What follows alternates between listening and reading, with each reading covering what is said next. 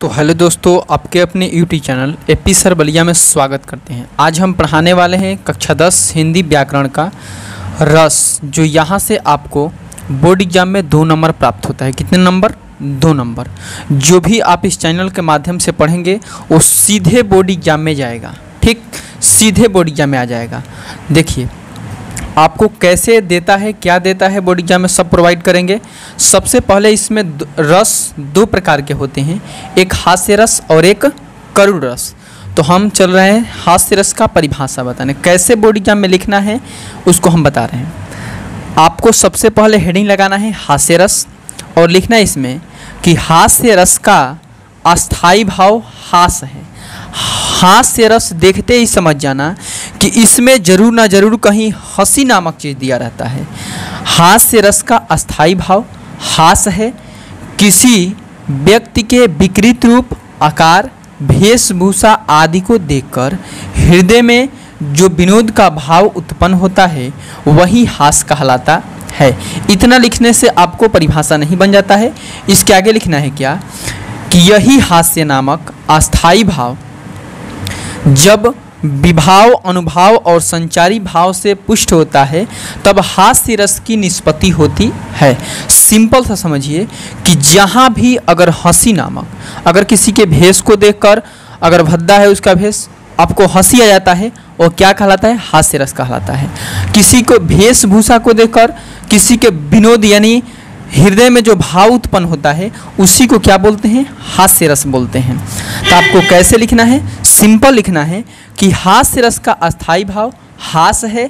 किसी व्यक्ति के विकृत रूप, आकार, वेशभूषा आदि को देखकर जो हमारे हृदय में भाव उत्पन्न होते हैं वही हास कहलाता है। यही हास नामक अस्थाई भाव जब विभाव, अनुभाव और संचारी भाव से पुष्ट होता है तो हास्य रस की निष्पत्ति होती है। इतना लिख देना है। उसके बाद देखिए उदाहरण लिखना है। सिंपल सा उदाहरण है। देखिए सबसे पहले आपको काला पेन से उदाहरण लगाना है और लिखना है कि नाना वाहन नाना वेशा बिहंसे शिव नज देखा, को मुखहीन विपुल मुख काहू आ बिना पद करू बहु पद बाहू। ठीक, यह उदाहरण हो गया, सबसे इजी उदाहरण है। उसके बाद हम चलते हैं करुण रस पे। ठीक, देखिए उसके बाद लिखना है करुण रस, आपको हेडिंग बना देना है और करुण रस में लिखना है कि करुण रस का अस्थाई भाव शोक है।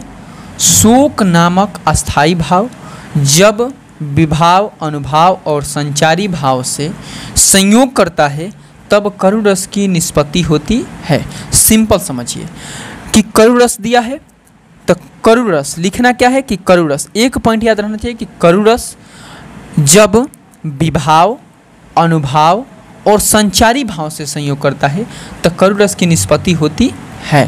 फिर से एक बार बता रहे हैं कि अगर दे दिया कि करुण रस तो बस याद रखना है कि करुण रस जब नहीं याद रहता तो पूरा याद कर लेना, कि नहीं याद रहता तो बता रहे हैं।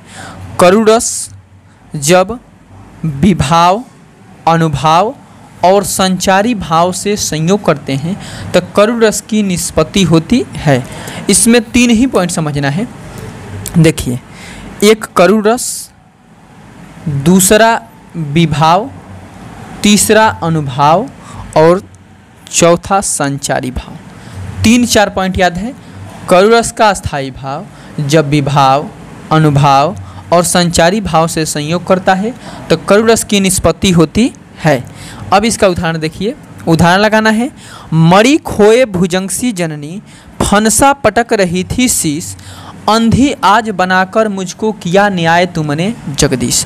अब अथवा करके देता है। इतना लिखने के बाद अथवा करके बोर्ड एग्जाम में देता है तो आपको दोनों में से हम बता रहे हैं कि यही वाला लिखिएगा, ये सबसे इम्पोर्टेंट है। ठीक, करुण सबसे इम्पोर्टेंट है, ये लिखना। आपको यहाँ से 2 नंबर आ जाएगा। ठीक, इस चैनल के माध्यम से आपको सारे विषय का 10वीं का हम पूरा सिलेबस ख़त्म कर देंगे बोर्ड एग्जाम आते आते, और इस माध्यम से आप 90% गारंटी करें कि 90% आप मार्क्स पाएंगे। अगर वीडियो पर नए हैं तो चैनल को सब्सक्राइब कीजिए, अपने दोस्तों को साथ शेयर कीजिए। मिलते हैं हम नेक्स्ट वीडियो में।